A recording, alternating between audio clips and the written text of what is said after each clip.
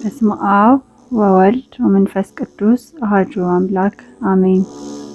ገድለ አቡነ ተክለ ሃይማኖት በደብረ ሊባኖስ ገዳም 16ኛ ክፍል ምዕራፍ 48።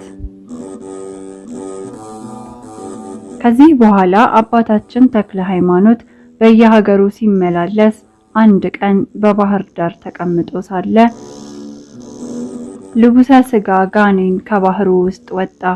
ጋኔኑም የአባታችንን ደቀ መዝሙር ያዘው። አንተ ርኩስ መንፈስ ከልጄ ይውጣ እያለ በመስቀል ምልክት አማተበ። ያ ልቡሰ ሥጋ ጋኔንም ደቀ መዝሙሩን ትቶ ፈጥኖ ሸሸ፣ ሊያመልጥም ወደደ። ብፁዕ አባታችንም አማተበበት። ወደ ባህሩ ሊገባ ባይቻለው በጥልቁ ባህር ወደብ ቆመ። ብፁዕ አባታችንም ሄዶ በእጁ ያዘው። ያን ጊዜውን እጽ ወደቀና ኃይሉ ደከመ፣ ለሁሉም በግልጽ ታየ። ብፁዕ አባታችንም ልጄን ለምን ትይዘዋለህ አለው። ጋኔኑም ለእኔ እንደ ሰው ሁሉ መሰልከኝ፣ ስለዚህም እይዘው ዘንድ ደፈርኩ። ብፁዕ አባታችንም ስምህ ማን ነው አለው። ባህረ አልቅም ነው አለው። ብፁዕ አባታችንም እንግዲህ ከኔ ጋር ትሄዳለህን ወይስ ወደ ማደሪያህ ትመለሳለህ አለው። ከእንግዲህ ወዲህስ ወደ ማደሪያዬ ለመመለስ አይቻለኝም፣ በማማተብህ ስልጣኔን ሽረሃዋልና አለው። ክቡር አባታችን ተክለ ሃይማኖትም ወስዶ ገዝሮ ወደ ፍጹም ክርስቲያንነት ለወጠው። ስሙንም ክርስቶስ ሐረዮ ብሎ ጠራው። ብፁዕ አባታችንንም ሲያገለግለው ኖረ። ከጥቂት ቀንም በኋላ የምንኩስናውን ልብስ አልብሶ ወደ ባዕቱ አስገባው። ይህችም ደብረ አስቦ ናት። ሙቶ መንግስተ ሰማያት እስኪገባ ድረስ በተረፈው ዘመኑ ሁሉ መነኮሳቱን ደስ የሚያሰኝ እግዚአብሔርንም የሚወድ ሆነ። ምዕራፍ 49።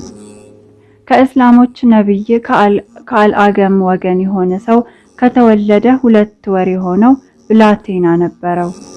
ዕለትም ሳበችው፣ ምሕረትም ጠቀሰችው። ይኸውም ልጁ ለአባቱ እንደ ሽማግሌ ነገረው። ሰውየውን እንደ ብርሃን አምድ ቆሞ አየሁት። በዚያ የነፍስን ድህነት ታገኛለህና ወደ ሸዋ ሂድ አለህ ብለህ ለአባትህ ንገረው አለኝ። እኔ ተክለ ሃይማኖት ነኝ ብሎ ስሙን ስለነገረኝ ፈጥነህ ወደ እኔ ና ብሎሃል አለው። አባቱም ይህንን ሰምቶ አይሆንም አለው። መላልሶም ነገረው፣ አልተቀበለውም። 3ኛም ደግሞ ነገረው፣ አላስተዋለም።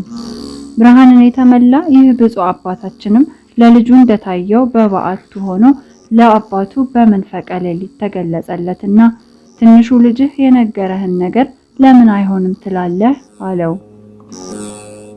ይህን ሰውዬ አቤቱ አይሆንም ያልኩት ምንድን ነው አለው። ብፁዕ አባታችንም ከዚያ የነፍስህን ድህነት ታገኛለህ፣ ወደ ሸዋ ምድር ሂድ አለህ ብሎ ስሜንስ አልነገረህምን አለው።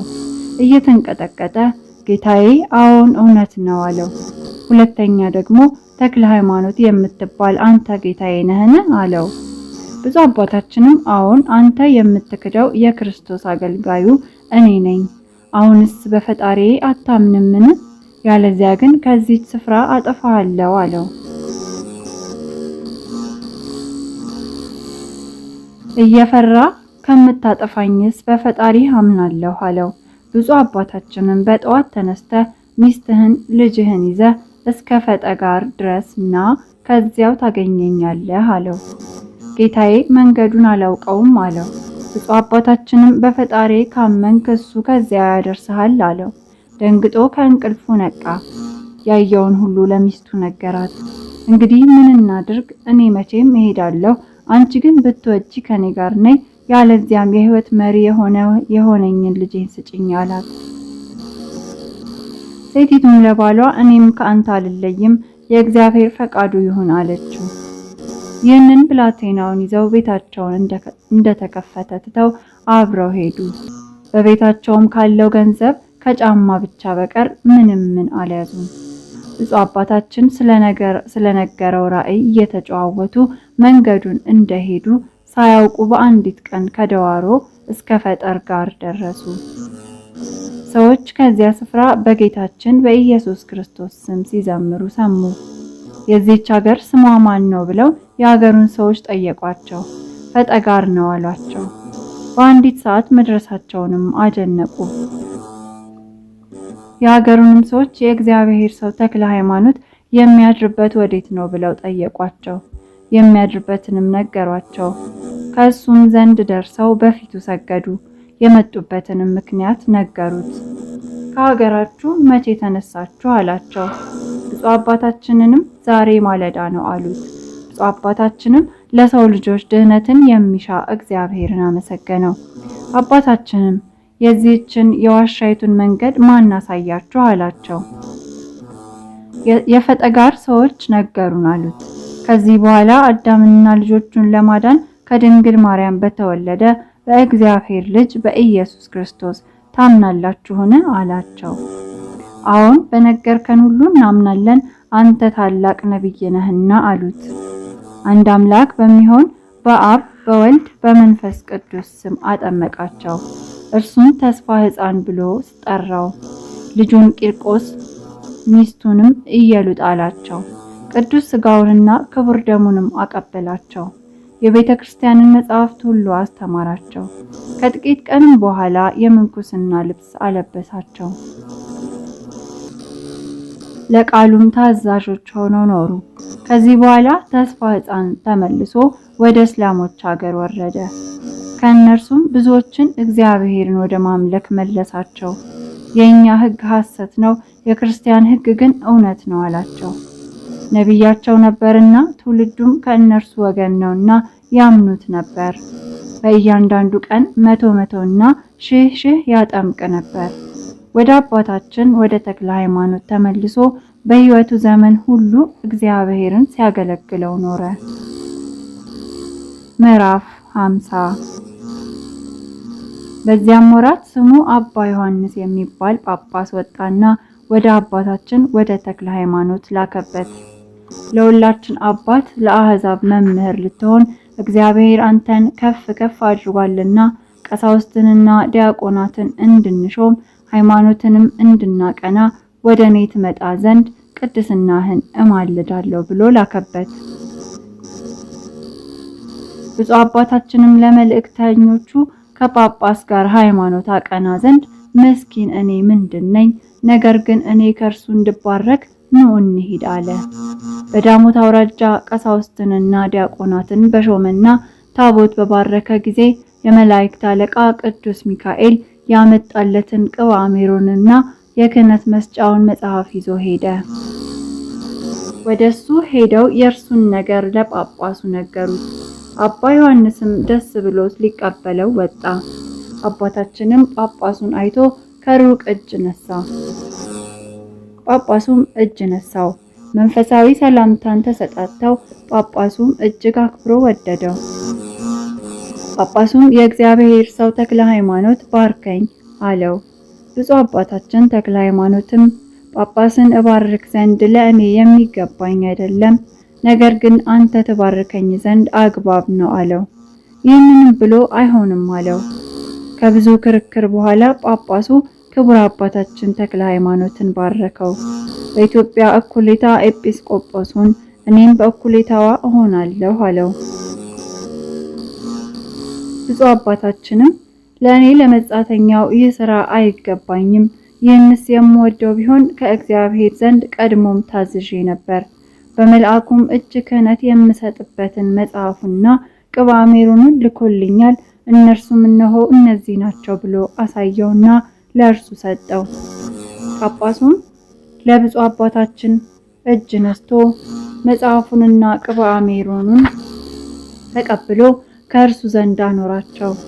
እግዚአብሔር ያናገራቸውንም እየተነጋገሩ እስከ 3 ቀን ቆዩ። ብፁዕ አባታችንም አሰናብተኝ ወደ ባቴ ልግባ አለው። ጳጳሱም እሺ በለኝና ከኔ ጋር ኑር፣ ክህነቱንም እንደኔ ስጥ አለው። ብፁዕ አባታችን ግን አይሆንም ስላለው ጳጳሱ በእግዚአብሔር ፈቃድ አሰናበተው። ዳግመኛም ጳጳሱ አባቴ ባርከኝ፣ በጸሎትህም አስበኝ አለው። ብፁዕ አባታችንም በእናቴ ማፀን የጠራኝ እግዚአብሔር በሕጉ የሚሆን ጵጵስናህን ያቅና፣ በሥርዓቱም ለዘላለም ይጠብቅህ አለው። ጳጳሱም ሸኘውና በደህና ወደ ባቱ ተመለሰ። በአንዲቱም ቀን የአባታችን ደቀ መዝሙር ለምግባቸው ጎመን ሊቀቅልበት እንጨት ሲለቃቅም የዛራንጋሹን ልጅ አገኘው፣ እህል አይቀምሱም ነበርና። መጠጣቸውም ብፁዕ አባታችን በጸሎቱ ከዋሻ ያመነጨው እንደ እናታቸው ጡት ወተት የሚጣፍጥ ውሃ ነበር። እስከዛሬ የተክለ ሃይማኖት ውሃ ስትባል ትኖራለች። በውስጧ በገድል መጽናታቸውን ቢተውት ተመልሳ እንደ ሁለተኛይቱ ውሃ ሆነች። የሚጋደል ሰው ቢጨክን ግን እንደ ቀድሞ ወተት በሆነችለት ነበር። ፈርቶም ሸሸ። ደቀ መዝሙሩም ተከተለውና አትፍራ፣ እኔም እንዳንተ ሰው ነኝ ቢለው ቆመለትና እናንተ ምንድናችሁ አለው። ደቀ መዝሙሩም እኛ የእግዚአብሔር አገልጋዮች ነን፣ አባቴም በዋሻ ውስጥ አለ፣ ሁሉ ይገዛለታል። አንተም ናና ተለማመነው፣ በፊቱ ለነፍስ ድነት ያሰጥሃል። ነገ ከዚህ እንገናኝ አለውና ሄደ። ደቀ መዝሙሩም ገብቶ ይህንን ለብፁዕ አባታችን ነገረው። አባታችንም ተባረክ፣ ዘወትር እንዲህ እያልክ ወደ እኔ አምጣው አለው። ዳግመኛም ብፁዕ አባታችን የኢትዮጵያ ምድር ሁሉ እየዞርኩ ርኩሳን መናፍስትን ሳጠፋ እንደምን ይህች ሀገር ተረፈችኝ አለ። ነገር ግን የስብከት መጨረሻዬ የግራሪያ ምድር ትሆናለች፣ መቃብሬም ከዚህ ነው አለ። በበነጋውም ደቀ መዝሙሩ ወጣ፣ ሰውየውንም እንደተቃጠሩ አገኘው። ትመጣለህን አለው። የዛራንጋሹም ልጅ ዛሬስ እንዳትበሉኝ እፈራለሁ አለው። ደቀ መዝሙሩም እናንተ ሰው ትበላላችሁን አለው። የዛራንጋሹም ልጅ አንበላም አለው። ደቀ መዝሙሩም እንኪያስ እኛም አንበላም፣ አትፍራ አለው። ዛሬስ እፈራለሁ፣ ነገር ግን ቀስቴን ይዤ እመጣለሁ ብሎት ሄደ። ማለዳም ቀስቱንና ጦሩን ይዞ መጣ። ደቀ መዝሙሩንም ከዋሻው ደጅ አገኘውና ለአባታችን ነገረለት። አባታችን ተክለ ሃይማኖትም ወደ እርሱ ወጣ። ፊቱንም ባየው ጊዜ ደንግጦ ወደ ምድር ወደቀ። ቀስቱና ጦሩም ተሰበረ። ብፁዕ አባታችን በላዩ አማትቦ አስነስቶ እንደዚህ አድርገህ የምትደነግጥ ምን ሆነሃል አለው። ይዞም ማስቀመጠውና አትፍራ አለው። ብፁዕ አባታችንም ደቀ መዝሙሩን የሚጠጣውን አምጣለት አለውና ውሃ ቀርቶ አመጣለት። አባታችንም ባረከው። ጥሩ ጠላ ሆነ። ንሳ ጠጣ ብሎ ሰጠው። ብጠጣው እፈራለሁ ብሎ ፈርቶ ነበርና ደቀ መዝሙር ካልቀመሰልኝ አልጠጣም አለው። ብፁዕ አባታችንም ደቀ መዝሙሩን ቅመሰለት አለው። ያን ጊዜ ዕለቱ አርብ ጊዜው ነግህ ነበርና በዕለተ አርብ እንዴት እጠጣለሁ አለው። ክቡር አባታችን ተክለ ሃይማኖትም ከጾምማ ፍቅር የሚበልጥ አይደለምን ልጄ ሆይ አለው። ለዚያ ሰው ጠጥቶ አጠጣው፣ ደስ ተሰኘ። ብፁዕ አባታችንም ዘወትር ወደ እኔ ና እንዲሁ እሰጥሃለሁ አለውና እሺ ብሎ ሄደ። በመነጋው የዛራንጋሹ ልጅ መጣ። ብፁዕ አባታችንም እንደ ትናንትና ሰጠው፣ አጠጣውም። ብፁዕ አባታችንም ውሃውን በባረከው ቁጥር ጠላ ይሆናል፣ ወተትም የሚሆንበት ጊዜ አለ። ያንንም ሰው እንደዚህ ባለ ነገር ክርስቶስን ወደ ማመን መለሰው። በእጁም ተጠምቆ አብሮት ኖረ። ከጥቂት ቀን በኋላ መንኩሶ በሕይወቱ ዘመን ሁሉ ደግ ሰው ሆነ እንጂ አልዘገየም። ብፁዕ አባታችንን ልጁን የወሰደበት ዛራንጋሽ ከጎጃምና ከእብራቅይ አባታችንን ለመግደል እንዲራዱት ብዙ መሰሪያንን አሳደመ። ሁሉም መጥተው በምን ነገር ጠራህን አሉት። አንድ ክፉ ሰው መጥቶ ልጄን ቀምቶ ከቤቴ አስወጣኝ፣ በማናቸውም ነገር እሱን ለመዋጋት ተሳነኝ፣ ስለዚህ እርሱን ለመግደል ትራዱኝ ዘንድ ጠራኋችሁ አላቸው። በእብራቅይ ምድር ያሉትም ይህ ሰው ታላቁን የሟርተኞችን ንጉሥ የገደለው እንደሆነ እኛ እሱን ግን በማናቸውም ነገር ልንገለው አንችልም፣ ይልቁንስ በከንቱ አታስፈጀን አሉት። የጎጃሞቹን ፈረሶቻችን እሳት፣ ልብሶቻችን እሳት ሲሆኑ ማን ይችለናል? በመብረቅም እንመሰላለን አሉ። ይህንንም ሲናገሩ ምሽት በሆነ ጊዜ ሁሉም ከአባታችን ዋሻ ስር ተሰብስበው ክፉ ስራቸውን ጀመሩ። እኩሌቶቹ እሳት ካፋቸው ያናፋሉ፣ እኩሌቶቹም እንደ ጅብ እንደ አንበሳ ይጮሃሉ። ከእነሱም እንደ እባብ የሚያፏጭ አለ። እንደ እንቁራሪት እንደ ግርማ ሌሊት የሚጮሁ እንደ ዝንጀሮም የሚጮሁ አሉ። የብፁዕ አባታችንን ደቀ መዛሙርት አይተው ይህ ምንድነው አሉት። ክቡር አባታችን ተክለ ሃይማኖትም ለመነኮሳት ልጆቹ በእኛ ላይ ተንኮል ይሰሩ ዘንድ ክፉ ሰሪዎች ሁሉ ተማከሩ አለ። አባታችን እነሆ ሊበሉን መጡ፣ ወዴት እንሽሽ አሉት። ብፁዕ አባታችንም ምን ያስፈራችኋል? ነገር ግን በእግዚአብሔር እመኑ፣ ከፍርሃት እንድትድኑ እግዚአብሔርን ተማመኑ። እነዚህ ክፉዎችም ከዋሻው አጠገብ ተሰብስበው ድንጋይ ሊገለብጡበት ወደዱ። አባታችንም የመንፈስ ቅዱስን መሳሪያ ተሸልሞ እነሱ ወዳሉበት ቦታ ወጣ። በከንቱ ሲተራመሱ አይቶ እሱ በመካከላቸው ገብቶ ምድር እነዚህን አመፀኞች አፍሽን ከፍተሽ እንድትውጫቸው እኔ በስሙ በማስተምርበት በእግዚአብሔር ቃል አዝዤሻለሁ ብሎ ድምፁን አሰምቶ ተናገረ። ያን ጊዜ እነዚያን ስፍር ቁጥር የሌላቸውን አመፀኞች ምድር አፏን ከፍታ ዋጠቻቸው። ይህ ተአምር በመላው ሸዋ ሁሉ ተሰማ። ስለዚህም አባታችን በፍቅር እግር ብረት የታሰሩ ሆኑ። ለሚያስተምራቸውም ትምህርት ሁሉ የሚታዘዙ ሆኑ። ይልቁንም የግራሪያ ሰዎች የቅዱሳንን መምጣት የማያውቁ አውሬ የሚያድኑ ሰዎች ከዚያ አስቀድሞ በማያውቁት በሌላ አለባበስ ባዩአቸው ጊዜ በቀስት ሊነድፏቸው ወደዱ። በበታቻቸውም ቆመው እናንተ ምንድናችሁ? ስራችሁስ ምንድነው? ሰዎች ናችሁን ወይስ ሌላ? እያሉ ከሩቅ ሆነው ጮሁ። የአባታችን ደቀ መዛሙርቱም አዎን እንደናንተ ሰዎች ነን አሏቸው። ብፁዕ አባታችን ተክለ ሃይማኖትም እርሱ በትምህርቱ ፍቅር እንዲስባቸው በማግባባት ተናገሯቸው ብሎ ደቀ መዛሙርቱን አዘዛቸው። እነዚህም ሰዎች በቀረቡ ጊዜ ከመፍራታቸው የተነሳ ወደ ብፁዕ አባታችን ሳይጠጉ ወደ ቤታቸው ሄዱ። በበነጋውም መጡ። ደቀ መዛሙርቱም እያግባቧቸው በጎ ነገር ተናገሯቸው። እያግባቡም ወደ ብፁዕ አባታችን አመጧቸው። የጦር መሳሪያቸውን ግን በእጃቸው እንደያዙ ነበሩ። አባታችንም ከእኔ የተነሳ አትፍሩ፣ እኔም እንደናንተ ሰው ነኝ አላቸው። በልዑል እግዚአብሔርም ፈቃድ ነገሩ በልቦናቸው የተስማማ ሆነ። ተባርከውም ሄዱ። ዳግመኛም ወደ እርሱ ተመልሰው ጥቂት እያሉ ተለማመዷቸው። የሚበሉት ስጧቸው ብሎ አዘዘ። ስራይ በልተን እንሞታለን ብለው ተጠራጥረው መብላትን ፈሩ። ብፁዕ አባታችንም ደቀ መዝሙሩን አንተ ቀድመህ ቅመስላቸው አለው። ደቀ መዝሙሩን ከቀመሰላቸው በኋላ እነርሱም ተመገቡ። ብፁዕ አባታችንም ዘወትር ወደ እኔ ኑ አላቸውና እሺ ይሁን አሉት። ከባልንጀሮቻቸውም ጋር ይመጡ ጀመር። ከዕለት ወደ ዕለት ብዛታቸው እየጨመረ ሄደ። ነገሩን የሚሰሙ ቃሉንም የሚቀበሉ ሆኑ። ስለዚህም ብዙ ሰዎች ወንዶችም ሴቶችም ተከተሉት። በምግባር በሃይማኖት ፍጹማን የሆኑ አሉ። ከእነዚህ መነኮሳት መነኮሳያት የሆኑ አሉ። ልመናውና በረከቱ በሀገራችን ኢትዮጵያ በመላው ሕዝበ ክርስቲያን ላይ ጸንቶ ይኑር፣ አሜን።